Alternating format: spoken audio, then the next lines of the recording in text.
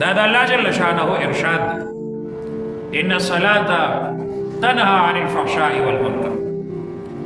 مانځه سره انسان د بے حیاي ناروا کار نه منع کوي.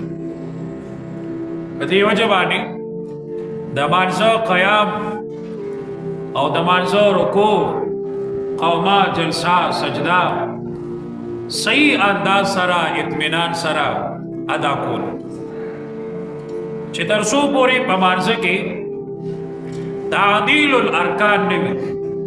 تعدیل الارکان نو تر هغه وخت پورې دا منځ نه دی. منځ به هله منځ جوړېږي چې دې مانځه کې تعدیل الارکان وي.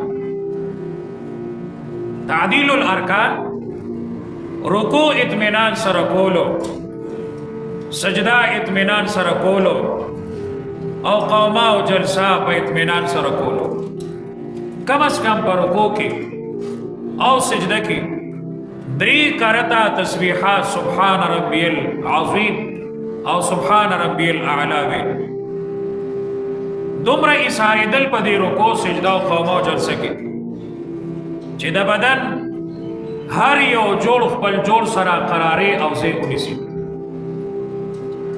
دا د رکوع نه چې څنګه پاسي لا سر یې اوچت کړی نه وي او بیا سجدې ته تلي، قوما ونه کړي، یا د سجدې نه را پاسي لا پوره را پاسېدلی نه بیا بلې سجدې ته روان وي، جلسه ونه کړي.